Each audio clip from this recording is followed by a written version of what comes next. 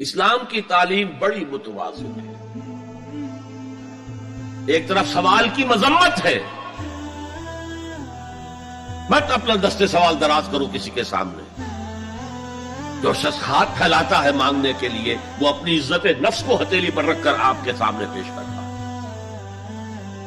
اور آپ ٹھوکر مار دیتے ہیں اس کی عزت نفس کو. مانگو اللہ سے، اللہ کسی کے دل میں ڈالے تمہاری ضرورت پوری کر سکتا ہے، بغیر اس کے کہ تم کسی کے سامنے دستے سوال دراز کرو. تو سخت مذمت ہے، اور خاص طور پر بیگری جو ایک انسٹیٹیوشن بن گیا ہے، ایک پیشہ بن گیا ہے، وہ تو اسلام کی تعلیمات کے منافی. اور جس طرح کی ہم خیرات بانٹتے ہیں، 5 روپے کا نوٹ دے رہے ہیں مانگنے والوں کو، مسجدوں کے باہر سمجھ رہے ہم نے حاتم طائی کی خبر کو لات مار دی، حالانکہ حقیقت میں آپ انسٹیٹیوشن آف بیگری کو سپورٹ کر رہے ہیں. کسی ایک کو لے لو، آؤ چلو مجھے اپنا گھر دکھاؤ، مجھے بتاؤ تم واقعی اس قابل ہو یا نہیں ہو، اور پھر اس کی مدد کریں، لمسم کریں. پھر وہ 5 روپے نہیں ایسی دیں کہ وہ کچھ اپنے پاؤں پر کھڑا ہو سکے.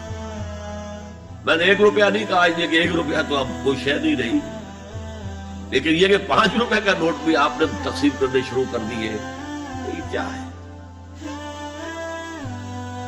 وَالسَّائِلِينَ وَفِي الرِّقَابِ. لیکن دوسری طرف سائل کو جھڑکنا نہیں ہے. اما السائل فلا تنہر، جھڑکو نہیں. اچھا بھائی نہیں، معاف کرو، میرے پاس اس وقت آپ کی مدد کے لیے کچھ نہیں، میں کچھ نہیں کر سکتا.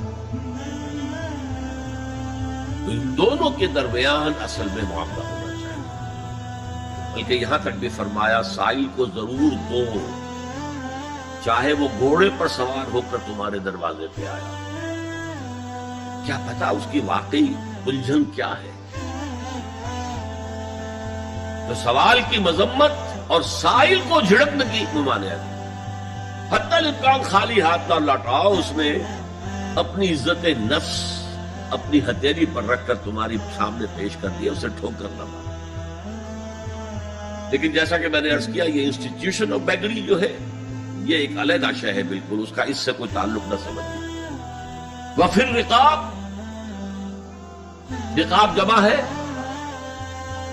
رقبہ، گردن. فک رقبۃ او اطعام فی یوم ذی مسغبۃ یتیما ذا مقربۃ او مسکینا ذا متربہ. فک رقبۃ، کسی کی گردن چھڑا دینا. اس وقت سب سے بڑی ایپلیکیشن اس کی تھی غلاموں کو، کنیزوں کو اپنے پیسے سے خرید کر آزاد کرنا. بہت بڑی نیکی، بہت بڑی نیکی. اور حضرت ابو بکر رضی اللہ تعالیٰ عنہ کے دفتر فضائل میں سب سے اونچا کام یہ ہے کہ جن غلاموں کو، جن کنیزوں کو ستایا جا رہا تھا، دیئر اونرز، دیئر ماسٹرز، ان کے آقا کو حق حاصل تھا، جو چاہے کریں ان کے ساتھ، قتل کرنے کوئی پوچھنے والا نہیں. یہ میں پہلے بھی عرض کر چکا. میری ملکیت ہے، جیسے میری بکری میری ملکیت ہے، میں نے اس کو ذبح کیا، گوشت کھا لیا، تم کون ہوتے ہو پوچھنے والے؟ میرا غلام تھا، میں نے قتل کر دیا، تم کون ہو پوچھنے والے؟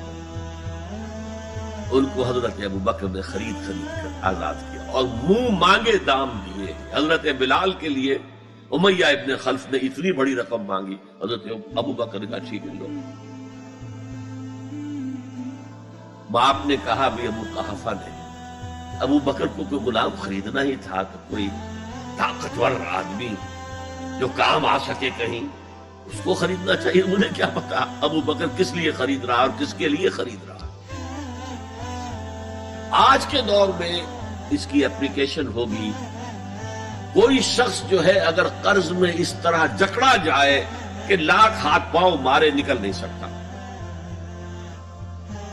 اس کو کوئی لمپ سم مدد دے کر اس قابل کیا جائے کہ وہ پھر اپنے پاؤں پر کھڑا ہو جائے. یہ نہیں کہ اسے آپ ہر مہینے کچھ رقم دیتے رہے مینٹیننس کے لیے، نہیں. اس سے تو وہ اسی پوزیشن میں رہے گا. یہ بعض مائنورٹی کمیونٹیز کے اندر یہ معاملہ موجود ہے. کوئی بھائی اگر گر گیا ہے کاروبار میں تو اس کی پھر ایسی مدد کی جائے کہ وہ پھر آپ کی صف میں آ کر کھڑا ہو جائے. Respectable members of your community وہ اس شکل میں پہنچ جائے. یہ بھی فک و رقبۃ اس کی ذیل میں آج کل آئے گا. اب اس کے بعد آیا وَأَقَامَ الصَّلَاةَ وَآتَى الزَّكَاةَ. یہ دو کیا ہیں؟ یہ عبادات کی شکل میں دو ستون ہیں جو ان دو چیزوں کو سپورٹ کرتے ہیں جو اب تک بیان ہوئی ہیں. ایمان کو تازہ رکھنے کے لیے نماز قائم کرو. ہر نماز ایمان کی تجدید ہے. اقیم الصلاۃ لذکری، نماز قائم کرو میری یاد کے لیے. اپنا عہد اللہ کے ساتھ تازہ کرو. ایاک نعبد و ایاک نستعین، اے اللہ ہم تیری ہی بندگی کرتے ہیں اور کرتے رہیں گے، تجھ ہی سے مدد مانگتے ہیں اور مانگتے رہیں گے. اپنے اس عہد بندگی کو تازہ کرو، ایمان کو تازہ کرو. الحمدللہ رب العالمین الرحمن الرحیم. ایمان باللہ تازہ ہوا نا. مالک یوم الدین، ایمان بالآخرہ تازہ ہو گیا. یہ ہے ایمان کو قائم رکھنے کے لیے، نیکی کی اس روح کو برقرار رکھنے کے لیے اللہ تعالی کی طرف سے یہ ستون ہے. الصلاۃ عماد الدین، دین کا ستون ہے یہ نماز. اس بحث میں اس کا مقصد کیا ہے وہ میں نے بیان کر دیا. بعد میں کیوں آ رہا ہے؟ یعنی کہ اصل شے ہے ایمان، اور ایمان کو سپورٹ کرنے والا ستون ہے نماز. عملی نیکی میں اصل شے ہے ہمدردی، ہمدردی میں مال خرچ کرنا، اور اس کے لیے ستون ہے زکوٰۃ. کم سے کم یہ 2.5% تو نکالو. بوتل کا کارک تو کھل جائے، پھر اور بھی دو، اور بھی دو، اور بھی دو. یہ تو obligatory ہے، یہ تو فرض ہے، یہ تو لازم ہے. لیکن مقصد کیا ہے؟ اس کو جو سمجھ لیا بس یہی زکوٰۃ ہی ہمارے ذمے میں ہے، وہ بڑے مغالطے میں. حضور نے فرمایا صلی اللہ علیہ وسلم ان فی المال حقا سوى الزکوٰۃ. اے مسلمانوں یہ نہ سمجھنا کہ بس زکوٰۃ ادا کر دی تو تمہارے مال کا سارا حق ادا ہو گیا.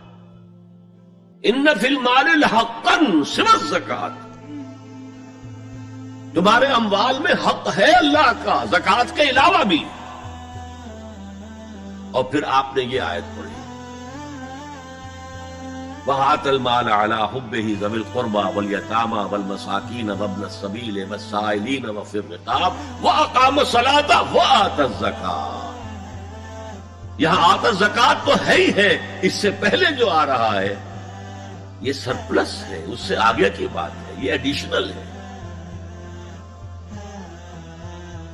اسی لیے جب انفقوا انفقوا انفقوا انفقوا انفقوا کی جو تکرار ہوتی ہے قرآن مجید میں، تو ایک جگہ پھر سوال کیا صحابہ نے کتنا خرچ کریں حضور؟ فرمایا قل العفو، کہہ دو جو بھی ضرورت سے زائد دے ڈالو. Don't accumulate, don't retain any thing.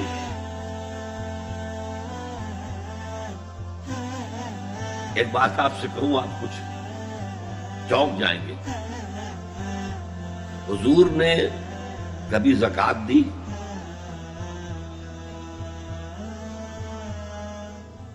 کبھی نصاب کے بقدر پیسہ آپ کے پاس جمع ہوا کہ آپ پر زکوٰۃ واجب ہوتی؟ ایسی عجیب بات ہے. ارکان دین میں سے ایک رکن سرے سے غائب. کبھی آپ نے مال رکھا ہی نہیں. حضور کا اسوہ ہم جانتے ہیں، مسواک کر لی ہے، پانچے جو ہے ٹخنے سے اوپر کر لیے ہیں، یہ اسوہ ہے. ہاں ہے، یہ بھی ہے، ٹھیک ہے، سنت ہے. اسوہ تو یہ ہے. اور صرف آپ کا نہیں، جنہیں ہم کہتے ہیں فقراء صحابہ، ابو ہریرہ، ابو ذر، سلمان فارسی، علی رضی اللہ تعالی عنہ اجمعین، یہ فقراء صحابہ میں سے تھے. کبھی کچھ نہیں رکھا اپنے پاس. میں نے بتایا تھا آپ کو شاید کہ حضرت علی کی جب شادی ہو رہی تھی حضرت فاطمہ سے کوئی مکان تھا ہی نہیں، کہاں لے کے جائے؟ ایک انصاری نے ایک حجرہ دیا ہے اپنے مکان کا، اس میں حضرت فاطمہ فدا ہو گئی۔ He didn't have any home. ابو ذر وہ تو دوسری انتہا کو چلے گئے تھے۔ قانون یہی ہے، حلال سے کماؤ، اگر ایک حد سے آگے بڑھ جائے تو زکات دے دو، باقی تمہارے اختیار میں ہے، دینا چاہو دو، نہ دینا چاہو رکھو اپنے پاس۔ قانون اس سے زیادہ آپ کو پابند نہیں کرے گا۔ کبھی بھی آپ نے جبر نہیں کیا، ایمرجنسی میں بھی جبر نہیں کیا۔ ایک واقعہ آتا ہے کہ حضور کو کئی وقت کا فاقہ تھا، تھوڑی دیر کے بعد حضرت ابو بکر آئے، آپ نے چہرے سے پہچان لیا کہ فاقے سے۔ پھر حضرت عمر آئے، پہچان لیا کہ فاقے سے۔ شاید حضور خود اپنے لیے نہ اٹھتے نہ جاتے، اپنے دونوں ساتھیوں کو لے کر ایک انصاری کے باغ میں پہنچ گئے۔ انصاری کی عید ہو گئی، فوراً لا کر اس نے کچھ کھجوریں کچھ انگوروں کے گوشے رکھے۔ اس کے بعد وہ دوڑا چھری لے کر کسی جانور کو ذبح کرنے کے لیے۔ یہ ساری تفصیلیں میں کیا بتا رہا ہوں، نال یہ نہیں تھا کہ مدینے میں سبھی فاقے سے تھے، موجود تھے جن کے پاس مال تھا، لیکن جبرن آپ نے کسی سے کچھ نہیں لیا۔ جب وہ چھری لے کر چلا، فرمایا دیکھنا کسی دودھ والے جانور کو نہ ذبح کر۔ بہرحال کچھ دیر کے بعد وہ گوشت پکا کر لایا، روٹیاں رکھی۔ اس کے بعد حضور نے ایک روٹی پر چند بوٹیاں رکھ کر کہا یہ عائشہ کو دے آؤ، اسے بھی کئی وقت کا فاقہ۔ اور پھر حضرت عمر کی طرف رک کر کے کہا عمر یہ ہے وہ نعمتیں جس کا حساب دینا پڑے گا اللہ کے۔ وَأَمَّا بِنِعْمَةِ رَبِّكَ فَحَدِّثْ، اور یہ جو فرمایا گیا الہاکم التکاثر میں نعمتوں کا حساب لیا جائے۔ وَلَا تُسْأَلُنَّ يَوْمَئِذٍ عَنِ النَّعِيمِ، فرمایا یہ نعمتیں، یہ ہے اصل میں انفاق کا معاملہ۔ آپ کے اس پر چھوڑ دیا گیا ہے، جتنا بھی آپ میں جذبہ ہے، جتنا بھی آخرت کا یقین ہے، اتنا ہی آپ پسند کریں گے کہ آخرت کے بینک میں جمع کرائیں، یہاں کے بینکوں میں کیوں جمع کرائیں؟ یہاں کتنا دے دیں گے آپ کو؟ 10%، 20%، وہاں 700% ملتا ہے۔ 700% نہیں، 7,000، 700 گنا۔ Why to keep it in these banks؟ حضرت مسیح کا جو پہاڑی کا واس بہت مشہور ہے، سرمن آف دا ماؤنٹ، بڑے پیارے الفاظ ہیں، میں آپ سے اپنا تاثر عرض کیے بغیر نہیں رہ سکتا۔ جہاں تک مواعظ کا تعلق ہے، جو حضرت مسیح کے مواعظ آئے ہیں ان سے اونچے واعظ کوئی ممکن نہیں۔ اسی میں یہ جملہ بھی ہے، دیکھو اپنا مال زمین پر جمع نہ کرو، جہاں چوری بھی ہوتی ہے ڈاکہ بھی پڑتا ہے، کیڑا بھی خراب کرتا ہے۔ آسمان پر جمع کرو جہاں نہ چوری کا اندیشہ، نہ ڈاکے کا خوف، نہ کیڑا خراب کر سکے۔ اس لیے کہ میں تم سے سچ کہتا ہوں کہ جہاں تمہارا مال ہوگا وہیں تمہارا دل ہوگا۔ مال یہاں ہوگا تو دل اٹکا ہوا ہوگا، اور فرشتے اس طرح گھسیٹ کر کھینچیں گے آپ کی جان کو جیسے کہ سیخ پر سے کباب کھینچا جاتا ہے۔ اگر دل وہاں لگا ہوا ہے، جس کے لاکھوں کروڑوں ڈالر سوئس بینک میں جمع ہے، اسے کہا جائے نکل جاؤ پاکستان سے، اسے کوئی تکلیف ہوگی؟ نکل جاؤ فلاں ملک سے، ملک بدل کرتے تم کیا تکلیف؟ میرے بینک کے اندر پیسے ہیں۔ البتہ جس کا باہر کچھ نہ ہو، اسے اگر یہ دی جائے سزا، اس کی تو جان پر بن جائے گی۔